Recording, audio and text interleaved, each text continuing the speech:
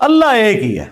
हाँ, उसकी ना कोई बीवी, ना कोई उसकी औलाद, ना उसका कोई बाप, ना वो किसी नबी का मोहताज अपनी दावत पहुंचाने के लिए। नहीं, ये नबियों की ख्वाहिश तो हो सकती है कि अल्लाह ताला अपने उस मिशन में उनको सपोर्ट करे, और ये उनकी शान तो हो सकती है कि अल्लाह ताला किसी को पैगंबर बना दे, अल्लाह को कोई फर्क नहीं पड़ता।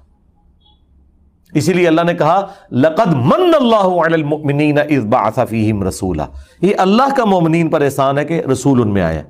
ये रसूल का एहसान नहीं है कि उसने अल्लाह का तारुफ करवाया। हाँ, यहां बिल्कुल उलट बात हो रही होती है। अब तो रसूल वाली बात भी निकल गई, अब तो ये बाबों में ही आके उलझे हुए हैं। कहते हैं बाबों ने तारुफ कराया अल्लाह रसूल का। हमें बाबों ने आपको अल्लाह रसूल का तारुफ नहीं कराया, उन्होंने अपने बाबों की बताई हुई क्वालिटीज के मुताबिक जिस अल्लाह रसूल को वो मानते थे उसका तारुफ करवाया। किताबों वाला तारुफ नहीं करवाया, बाबों वाला करवाया। जी सामीन, आपने मिर्जा की पूरी बात सुनी।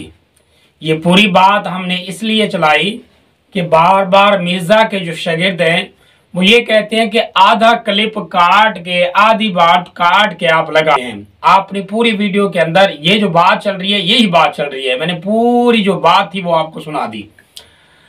अब जो असल बात है जो मैं आपको बताना चाहता हूं वो जरा सुने। ये अल्लाह का मोमिनीन पर एहसान है कि रसूल उनमें आया। ये रसूल का एहसान नहीं है कि उसने अल्लाह का तारुफ करवाया। ये रसूल का एहसान नहीं है कि उसने अल्लाह का तारुफ करवाया। ये रसूल का एहसान नहीं है कि उसने अल्लाह का तारुफ करवाया। ये रसूल का एहसान नहीं है कि उसने अल्लाह का तारुफ करवाया। जी तो नाज़रीन, आपने ये बात भी सुन ली। अब मेरा सवाल मिर्जा से ये है, आप का ये जो कहना है इस कहने का मतलब क्या है? क्या हुजूर सल्लल्लाहु अलैहि वसल्लम का अल्लाह के ऊपर एहसान नहीं?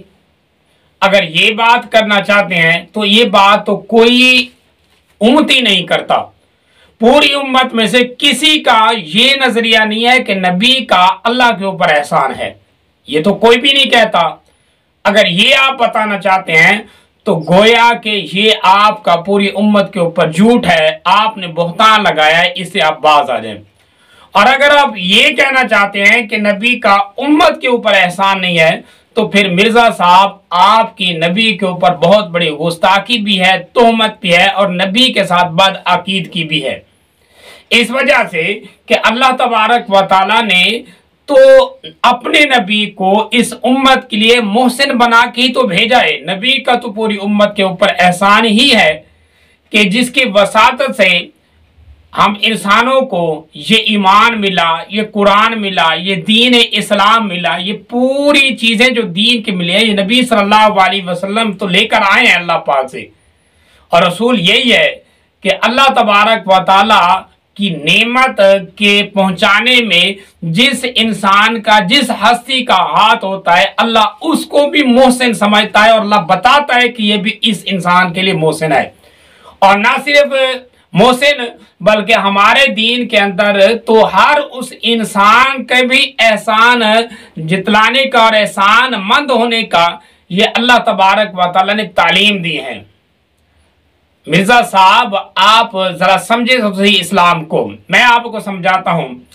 सबसे पहले ये जो आयत इसने पढ़ी है लक़द मन्नल्लाहु अलल मुमिनीना इज़ बअसा फ़ीहिम रसूला, इस आयत को जरा समझे। जरा इस आयत के तर्जमे को तो उठा कर देखे। उर्दू तर्जमे पढ़कर गुजारा करने वाला मिर्जा जरा इस आयत को देख तो सही, अल्लाह पाक कहना क्या चाहता है। अल्लाह तो यही बताना चाहता है कि मोमिनीन, ए इंसानों, ए मोमिनो, तुम्हारे ऊपर अल्लाह का एहसान यह है कि अल्लाह ने अपने प्यारे नबी सल्लल्लाहु अलैहि वसल्लम को तुम्हारे अंदर से पैदा करके अल्लाह ने इंसानियत के ऊपर एहसान कर दिया है। तो अल्लाह ने एहसान तो अल्लाह का है, लेकिन मोहसिन अल्लाह पाक ने प्यारे नबी सल्लल्लाहु अलैहि वसल्लम को बनाकर भेजा है। लक़द मन्नल्लाहु अलल मुमिनीना इज़ बअसा फ़ीहिम रसूला, ये जुमला बता रहा है इस बात को कि अल्लाह पाक बताना ये चाहते हैं कि इंसानियत के ऊपर अल्लाह पाक ने एहसान ये किया है कि नबूवत का जो सिलसिला है अल्लाह ने इंसान के अंदर जारी किया है। किसी और मखलूक के अंदर भी अल्लाह पाक जारी कर सकता था, लेकिन अल्लाह ने इंसान के अंदर ये नबूवत का जो सिलसिला चला है, इंसान के ऊपर एहसान है, इंसानियत के ऊपर एहसान है। गोया कि एहसान और इंसानियत को अल्लाह पाक ने जो अजमत दिया, उस अजमत को भी अल्लाह पाक बताना चाहते हैं। तो ये अल्लाह का एहसान और अल्लाह के जो मोहसिन है, यानी उम्मत के ऊपर जो एहसान आया है, उम्मत के लिए जो मोहसिन बन के आए वो नबी सल्लल्लाहु अलैहि वसल्लम ही बनकर आए हैं। और फिर आए हदीस की तरफ। मिर्जा बार बार हदीस की रट लगाता है, तो जरा हदीस से समझें। ये मिर्जा हदीस से मसला नहीं समझ सका। जैसे कि हुजूर सल्लल्लाहु अलैहि वसल्लम के मशहूर हदीस, आपने फरमाया मन लम यशकुरिन्नास लम यशकुरिल्लाह। जो इंसान इंसानों का शुक्र अदा नहीं करता, वो अल्लाह का कहां से शुक्र अदा करेगा। अब यहां एहसानों का शुक्र क्या है? यही है कि नेमत तो अल्लाह की है, इस नेमत को पहुंचाने में इंसानों का हाथ होता है। तो जिसका हाथ होता है, जो पहुंचाता है, उसका भी शुक्र अदा करना चाहिए।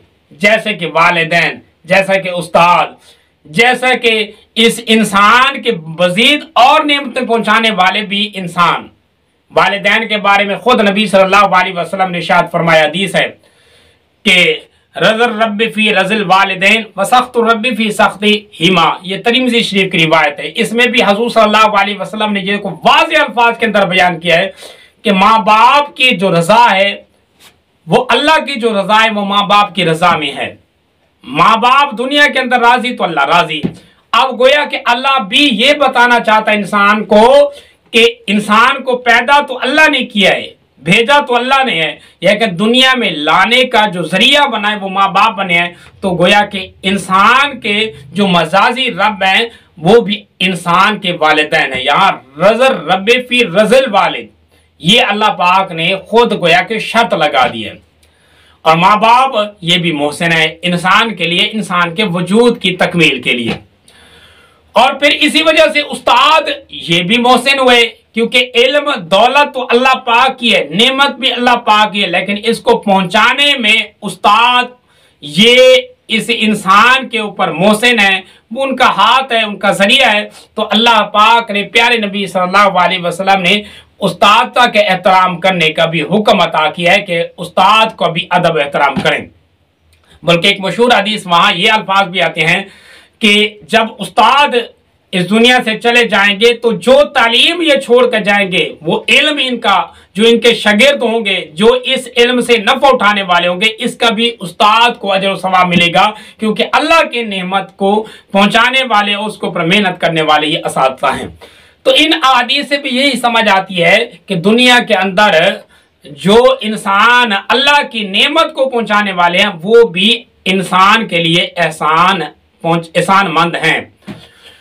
इसी वसातत से हुजूर सल्लल्लाहु अलैहि वसल्लम भी मोहसिन है, वो भी इंसानों के लिए बल्कि पूरी उम्मत के लिए मोहसिन है। अब ये मिर्जा साहब ये नबी को तो मोहसिन नहीं मानते, लेकिन और किसको मोहसिन मानते हैं, जरा ये बात भी मैं आपको समझा दूं और आपको बता दूं। मिर्जा साहब नबी के बारे में तो ये अकीदा रखते हैं, लेकिन खुद अपने उस्ताद इसहाक मदनी साहब, उनके बारे में क्या अकीदा रखते हैं, उनको अपना मोहसिन समझते हैं। मुझे कोई फर्क नहीं पड़ता किसी से। मेरा जो मौलाना इसहाक साहब के साथ रिश्ता है, या मैं उन्हें जो अपना मोहसिन समझता हूं, वो इतना बुलंद है कि उनके स्टूडेंट्स के प्रोपेगंडे से मुझे कोई फर्क नहीं पड़ता। या मैं उन्हें जो अपना मोहसिन समझता हूं, या मैं उन्हें जो अपना मोहसिन समझता हूं। जी तो नाज़रीन, आपने देखा मिर्जा साहब ने अपने उस्ताद के बारे में वाज़ेह अल्फाज ने यह कह दिया कि उसके उस्ताद इसके लिए मोहसिन है, नबी मोहसिन नहीं। अच्छा, ये मोहसिन क्यों समझता है इसहाक साहब को, ये भी आप समझें। मौलाना इसहाक साहब का मेरे ऊपर एक बहुत बड़ा एहसान है। चले मैं आपको हदीस नेमत के तौर पे कैमरे में बता देता हूँ। देखें, यूट्यूब की दुनिया में तो हमें कोई जानता नहीं था। जब हम नई मेरी वीडियोस आई, तो जब मेरी वीडियो रिकॉर्ड हुई ना, हुसैनियत और ज़ीदियत का तहकीकी जायज़ा मसला 61, तो फाद भाई ने जब वीडियो सुनी ना, तो उन्होंने मुझे कहा जी आप मुझे इजाज़त दें, मैं आपकी वीडियो ना मौलाना इसहाक के चैनल पे चढ़ा दूँ। मैंने कहा चढ़ा दें। वो जब वीडियो चैनल पे चढ़ी तो उनकी व्यूअरशिप तो ज़्यादा थी। वो वीडियो मुझे याद है कि वो 1-1.5 हफ्ते में 5-6 हज़ार लोगों ने देख ली। उस वक्त तो हम 5,000 पे खुश हो जाया करते। जी तो नाजरीन, आपने देखा कि एक छोटी सी जरूरत के तहत, एक छोटे से एहसान के तहत, यानी दुनिया के अंदर इसके यूट्यूब चैनल नहीं चल रहा था, इस चलाने में इसहाक साहब का चैनल आड़े आ गया। इस छोटी सी इसकी कोशिश से ये इसहाक साहब को अपना मोहसिन और इसहाक साहब के चैनल को भी अपना मोहसिन समझते हैं, लेकिन नबी को मोहसिन नहीं समझते। ये मिर्जा की किस तरह की हरदर्मी है और किस तरह का इसका नजरिया है।